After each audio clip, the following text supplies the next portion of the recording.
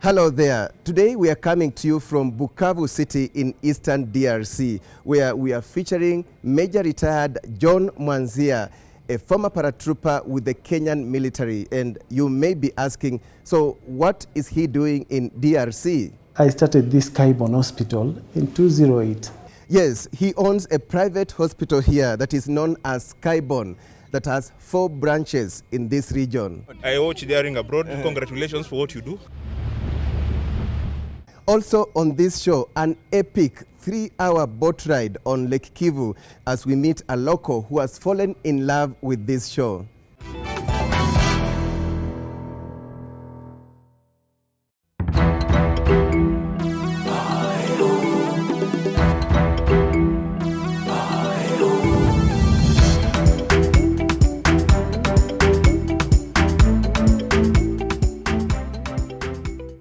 Bukavu is the capital of South Kivu province in the eastern side of the Democratic Republic of Congo.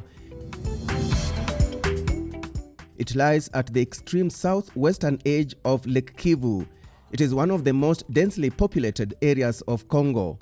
The city was the center of a fierce civil war that raged in eastern Congo in the late 1990s. But it is now a peaceful place, attracting tourists apart from being a key business hub in the region. The city now hosts many foreign investors, including Major Retired John Mwanzia, a former paratrooper with the Kenyan military, who now owns private hospitals here under the banner Skyborne Hospital. In DRC, initially there was a lot of fighting, so containing that was a big problem. But now I can say that, after so many UN missions that have gone through all those years, the security situation is quite better now. Major Retired Mwanzia established his first hospital here in 2008, but that was just the beginning. Afterwards, I think it was after about 2-3 years, I started another clinic at a place called Uvira. Uvira is very near the Congolese-Burundi border. And then eventually, I went to a place called Walikale. Started, about 2 clinics initially at a place called Logu and BCA, then Goma. Goma is actually now the biggest hospital. Mwanzia has no medical background. His talent is in paratrooping. I was based in Gilgil. I was operating within the unit that is the 20th Para Battalion. We went to the former Yugoslavia. I was there for about 1.5 years, and then after that mission is when I went back to Gilgil, continued with the military. This was during the regime of former Kenyan president, the late Daniel Arap Moi. Initially we were doing it just to entertain people, but during operations is something which you can be able to do when you're wrecking, when you're going to observe, maybe your enemy, you go there secretly, even at night, so that you're not seen because you're coming from above. Mwanzia came here in 2006 under the UN keeping mission, went back to Kenya, called it quits within no time, and came back here to establish a hospital. Quite daring. In life, I think somebody has to make some decision. I didn't want to continue, and then I get too old in the military, and then I don't do something else. Above all, Major Retired Mwanzia says he was touched by the sorry state of places he had visited during peacekeeping missions and wanted to contribute to changing lives. There was a lot of fighting, and we saw so many people getting killed. And the medical services there were very poor. So I said, one time when I leave the military, I'll try and do something to save lives of people. Running a hospital is not easy. His is an investment worth millions of shillings. He told us so far he has spent over $700,000 or the equivalent of about 70 million Kenya shillings. This recently acquired CT scan is about $120,000 or about 12 million Kenya shillings. At his hospitals, Mwanzia has employed over 300 people, among them 8 Kenyans who are helping in skills transfer. In the field of radiology nowadays, we have gone to an advanced stage of sharing our images with partners. Like when you get the scans after finishing here, we can send them to the cloud. which we have servers at Russia and India. So the servers which are at Russia can enable us to get second opinion of the reports from France and England. And the one located in India can get reported from India, and also we can get second opinions from America. This because the field is very challenging, and we need always to make sure that our reports are certified and our patients get reports which are very up to date. Nursing ya hospital inakamatiwa na Mkenya na polepole anaanza kutransfer skills kwa watu. Tukiona hapa sai tuna Collins huko Bukavu, tuna Kirwa alisha kutransfer echographist wetu anakuwa suja. And they are doing a very good job, highly qualified, and they are also training other local doctors here in Congo so that they can go to another level, which is very important too.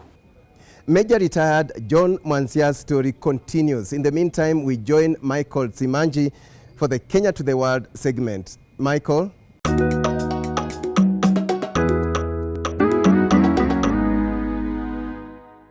Thank you, Alex. Well, today on Kenya to the World, it's all about art and culture. And our guests today are known for exactly that. From performing for heads of state to signing a deal with Universal Studios, the Kenyan Boys Choir have been waving the Kenyan flag for years. And here is their story.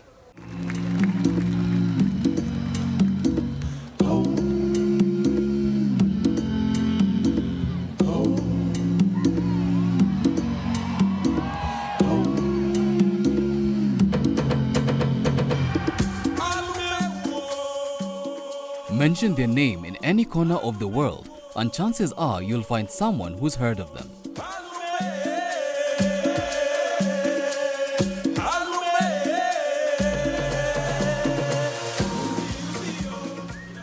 Adorned in traditional attire, their soothing sound and rhythmic dance moves are known far and wide. But who exactly are the Kenyan Boys Choir? The Kenyan Boys Choir is an ensemble of young boys and men from across the country, drawn from different universities and high school. And the choir is basically a platform provided for these young men to showcase their talent to the entire world, and also nurture their talents. One of the major things that we focus on as a choir is discipline. Singing and dancing is what we do, it's what we give the world. But what we give ourselves is the skills to actually become more responsible adults in our futures and in the lives of other people who are around us as well.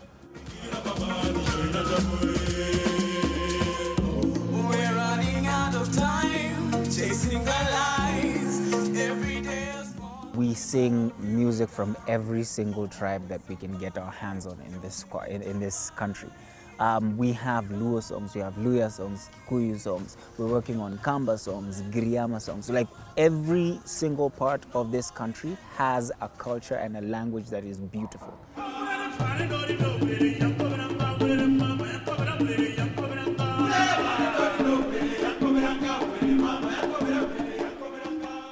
We've been to the US and Canada.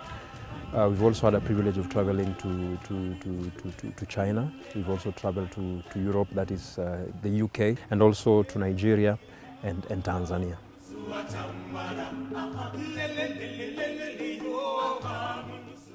All these people are hungry for music. We give them Kenyan music.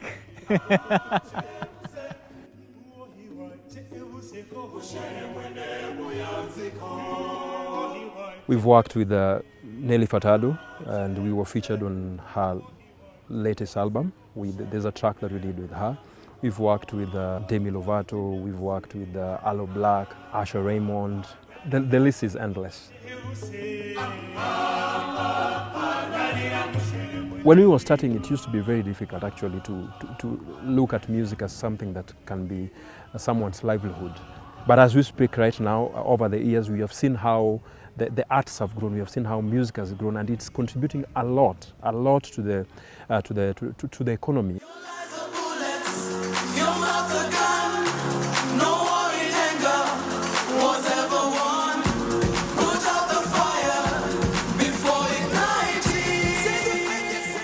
seen how impactful our culture is out there.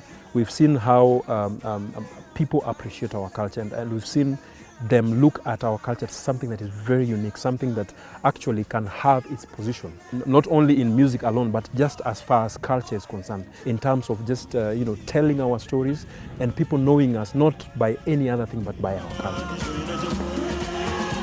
And that's Kenya to the world. My name is Michael Zimanji.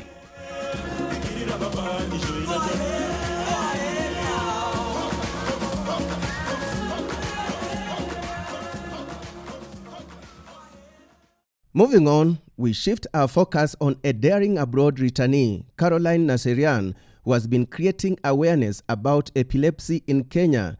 And this is our last story in the Let's Go Beyond series in partnership with Safaricom. My name is Caroline Naserian.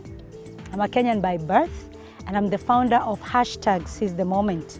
Seize the Moment is an awareness campaign movement. What we do, we offer that connection, that support that people with epilepsy do not have. Not only people with epilepsy, but also their families. I was born in Ngong and raised in Ngong. One day we were at a wedding. With no warning, I had a powerful jerk. The next thing I knew, I was in hospital with a bloody forehead in Nairobi hospital. When I woke up, I asked my mom, what happened? And she said, you just fell. After that, there were recurrent seizures. Epilepsy is one of the most ununderstandable diseases because you cannot know the cause. It's a disease whereby no one has an explanation. And to a certain extent, it put me into depression. By God's grace, I was able to perform well and I graduated.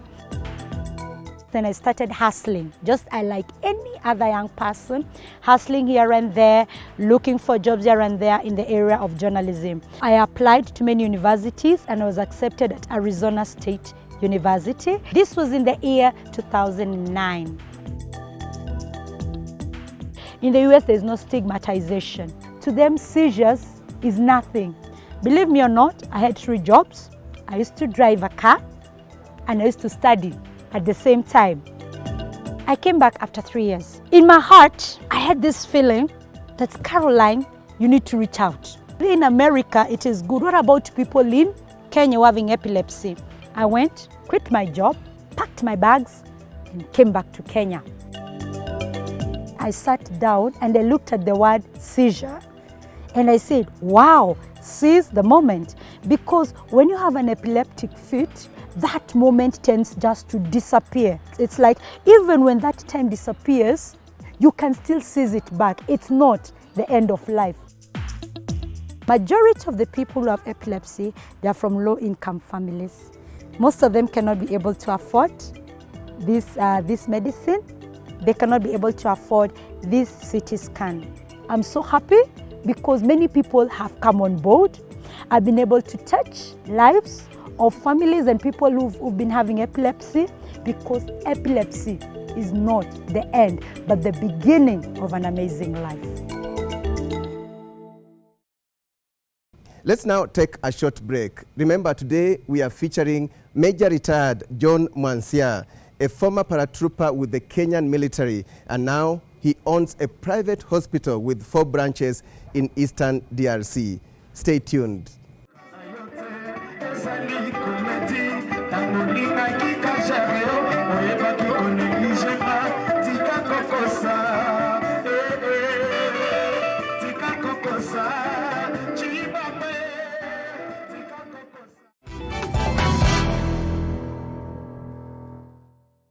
Welcome back. Now, before we continue with Major Retired John Mwanzia's story, let me give you a surprise. I watch Daring Abroad. Congratulations for what you do. It's a marvelous job. All the best. Yes, a quick soundbite from our Congolese fan there, Francis Maganga, who spotted me on the boat as we traveled from Goma to Kivu. He alighted at some point as we proceeded with our journey. We had boarded the speedboat in the company of Major Retired John Mwanzia, our guest on today's show. Given that he has hospitals in both Goma and Bukavu cities, he uses the boat a lot to oversee the running of the hospitals, a 3-hour ride between the two cities. Lake Kivu is situated on the border between the Democratic Republic of Congo and Rwanda.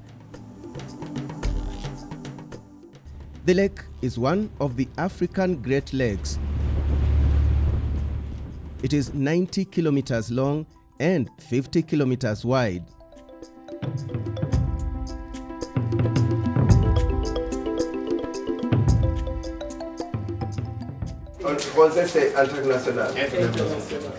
As we continue with Major Retired John Mwanzia's story, a quick reminder, he is the founder of Skyborne Hospital with 4 branches across eastern DRC. That is Major Retired John Mwanzia's investment abroad, a daring move from a former paratrooper in Kenya's military to an investor in an unlikely field. We asked him what it takes to invest here as a foreigner. They make sure that you have each and every document that is required. First of all, okay, is a person, or if there are any other Kenyan medical officers, you have to have visas. And the working visas are quite expensive around here. Secondly, you have to talk to the government so that they can give you the license to operate all these clinics and hospitals. And again, you also have to pay taxes all the time. Not required to have a local partner as a condition? Well, no, not really. And don't invest blindly, Mwanzia cautions. Where you establish that particular hospital, you have to have, enough clients. Like particularly here in Bukavu, there are so many international organizations, and there are other organizations which are quite big and insured, funding for their own medical services and all that kind of thing. Mwanzia also sought to talk about the challenges he faces here. The main challenge is actually supplies, because you have to get very good medicines. I normally buy medicines from Nairobi. We also buy from Burundi and from Kigali. So, crossing the border, you have to pay quite a bit. There are some key virtues Mwanzia carried forward from the military. You learn a lot when you're in the military. So we have to be very careful regarding security, and particularly securing the medical facilities. Again, something which is very important is the discipline. Within the military, we learn a lot regarding discipline.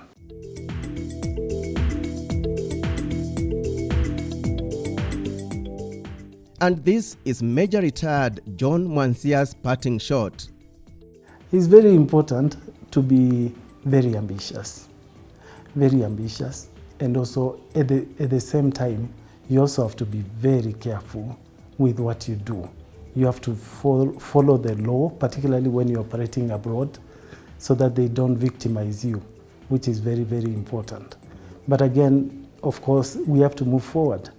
And also, you can also talk to other people, try and gain experience through, talking to other people regarding their experiences. A very powerful parting shot there by Major Retired John Mwanzia. I hope umeikamata hiyo sawasawa jinsi wanavyosema wenyeji hapa wa Kongomani. Let's now cross over to Kenya, and it's time for my magical Kenya. Today, I bring you my experience at Kitimikai in Seme, Kisumu County.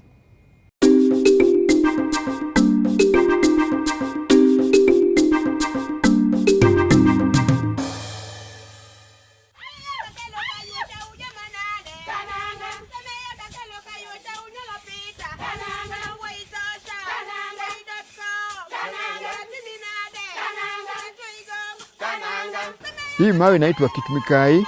Kuna msee mmoja alikuja area kabla mtu atajafika hapa. Matembezi ya huyo msee alikuwa anatembea kutafuta makao. Alipofika chini ya hii mawe, alitembea mpaka ndani ya hii mawe. Akakuta ndani ya hii mawe kuna sehemu zingine kama nyumba. Alipendekezwa sana na hapa akaamua kuishi hapa.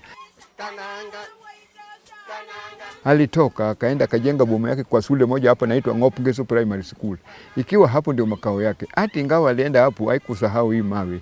Hinji kubamba huko tuna mwenye anachukua kiti yake naitwa Komnyaluo, anakuja hapa mchana yote anashinda hapa. Wasee wenzake kutembelea huko nyumbani kuuliza wamama msee iko najibiwa na mama huyo msee hakuna. Na ameenda wapi? Huyo msee hakuna mali ameenda. Huyo msee iko tu kwa chini ya hii mawe. Huyo msee amependa hii mawe kama mke yake ya kwanza. Na mke ya kwanza kwa lugha Kijaluo naitwa Dhakoma Mikai. Baadaye wasee walikaa wakaulizana hii mawe tuite namna gani. Wote walihudhuria mkutano, waliamua kusema vile hii mawe ndio msee amechukua kama bibi yake kubwa, hii mawe itwe Kit Mikai. Kit ni mawe yenyewe, Mikai ni bibi ya kwanza. Ndio jina ikatokea Kit Mikai, mawe ya bibi ya kwanza. Kit Mikai is a tourist site. Visitors have come here. Our very own Lupita Nyong'o was here in 2016 and featured in the Vogue magazine, which placed Kit Mikai in the world map. We have had visitors from various areas. It has been documented with the Kenya breweries, and all that brought income to the community.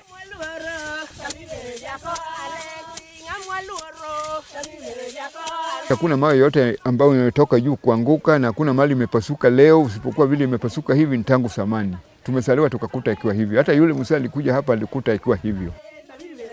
Tukikuja hapa tukiwa na njaa kabisa, tumelima na tumeshindwa kupanda. Wasee wafanye matambiko, wachinje mbuzi, wachinje kuku hapa na waombe mvua inyeshe. Hiyo ni muhimu sana. Ukiwa kuna wakati unaugua, ukikuja hapa unachiona dawa utibiwa naye upone. Hapo ni mzuri sana, kusaidizi kubwa sana kutokana na hiyo mawe.